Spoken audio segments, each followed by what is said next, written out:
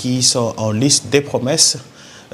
Beaucoup de promesses, comme on le dit, ça promet quand même, comme on peut le constater avec ces candidats. Oui, ça promet, et je reviendrai peut-être sur un titre que j'aime bien, c'est celui du quotidien Révélation, qui nous parle des 19 pêcheurs qui ont lancé les filets. Alors, ils ont peut-être pour certains des monofilaments, d'autres ont d'autres sortes de filets. Certains n'ont même pas de filets, mais juste des onces, comme on dit pour ceux qui connaissent un peu le monde de la pêche chez nos amis lébous. Et ce que j'ai constaté, il y a déjà plusieurs choses. Déjà, Haro, sur ce début de violence qu'on a constaté, notamment au Parcelles Assainies, avec les deux camps qui se sont affrontés, celui de Amadou Ba et celui de Bassirou Diomaye Faye, donc Diomaye président, Bassirou Diomaye n'étant pas présent dans cette campagne, mais bien représenté, c'est ce qu'on a aussi constaté. D'autres violences, notamment dans Dakar, avec la caravane de Khalifa Ababacar Sall qui a été attaqués, et surtout ceux qui ont répondu, mais également au niveau du siège de la paire sur Mermoz, où on a vu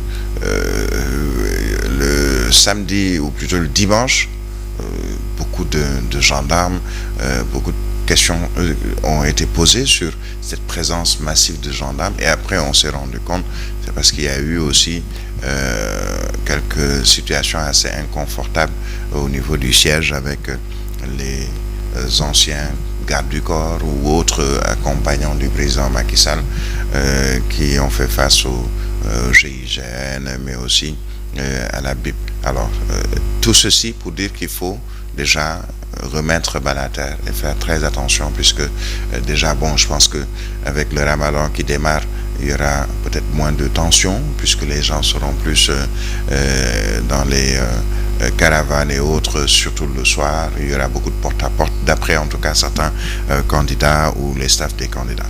Alors ça, c'est un premier aspect.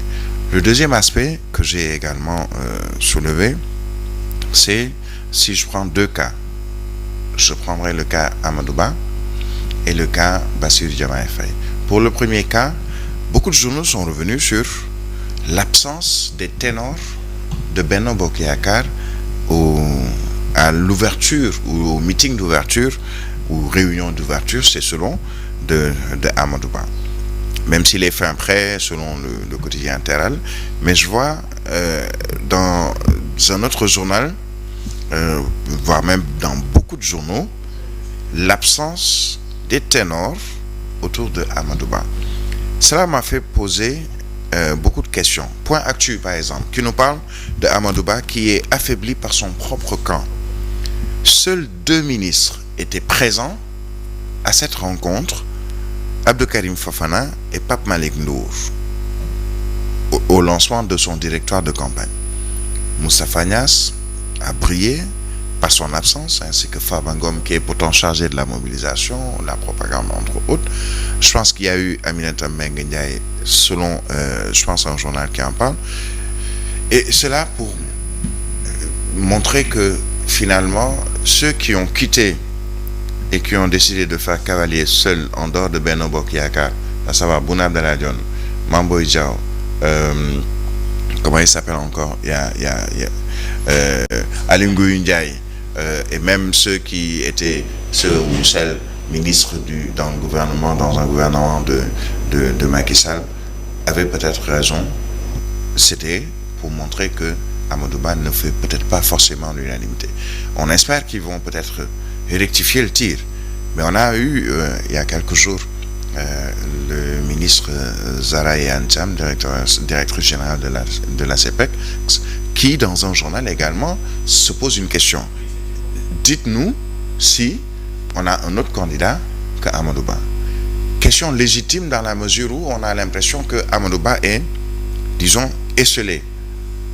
Et tous les autres candidats à cette élection, les 18 autres candidats, ont montré qu'ils ont des gens derrière eux, des personnalités politiques derrière eux, mais surtout, ils ont leur staff avec leur directoire de campagne. On a vu, par exemple, la démonstration de force de la coalition Diomaye Président, avec tous les ténors de son directoire de campagne. On a vu Madame Aïda Mbodj, le docteur Aïda Mbodj, qui a été même nommée présidente de cette coalition, ou Moustapha Guirassy, entre autres. On a vu Idrissa Seck avec à ses côtés son directeur de campagne et tous ceux qui sont dans sa coalition. Khalifa Babacar Sall a cheminé durant le samedi dans sa caravane avec les membres de sa coalition.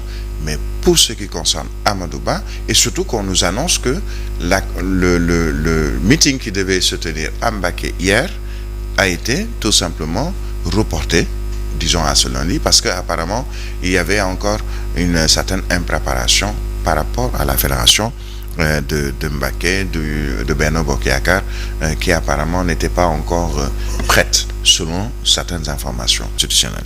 Alors, l'AS est revenu sur une question très importante et qui pourrait quand même faire basculer cette élection présidentielle. Et si la Cour suprême annulait le décret convoquant le corps électoral? C'est une bonne question. Et quand c'est l'AS qui l'écrit, c'est tout simplement parce que il y a d'autres qui ont parlé de cela. On sait que le Parti démocratique sénégalais et le groupe parlementaire du PDS va introduire justement un recours aujourd'hui. Oui, ne lâchent pas l'affaire. D'autres ne lâchent pas l'affaire. Et pas seulement eux, puisque des candidats spoliés, même si on a vu, par exemple, pratiquement dans beaucoup de journaux, quelqu'un comme Bougane dire que ne me mettez pas dans ce lot. Moi, tout ce que je veux, c'est qu'on aille vers cette élection présidentielle. Alors, si aujourd'hui on nous parle dans le quotidien LAS de cette possibilité d'annuler le décret, il s'agit du décret présidentiel qui convoque le corps électoral pour le 24 mars. Alors moi j'irai un peu plus loin, puisque toujours dans mes interrogations, le journal Le Public parle aussi de maintien au deuxième report de la présidentielle avec une semaine décisive, mais moi j'irai un peu plus loin. C'est la loi électorale, par exemple, sur un point, qui nous dit que les candidats pour l'élection présidentielle, dans son article LO 137, si je ne m'abuse, ont 21 jours de campagne électorale. On a réduit ces 21 jours en 12 jours. La CEDEAO nous dit on ne peut modifier les règles du jeu électoral à 6 mois d'une élection. Nul de nos États ne peut modifier les règles du jeu électoral à 6 mois d'une élection.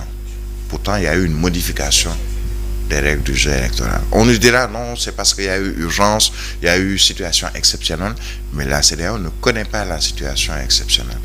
C'est une juridiction supranationale dont, plutôt c'est un organe supranational et qui concerne aussi le Sénégal, et dont toutes les décisions ont été validées plutôt et avalisées par le Sénégal, qui a signé également la charte de bonne gouvernance.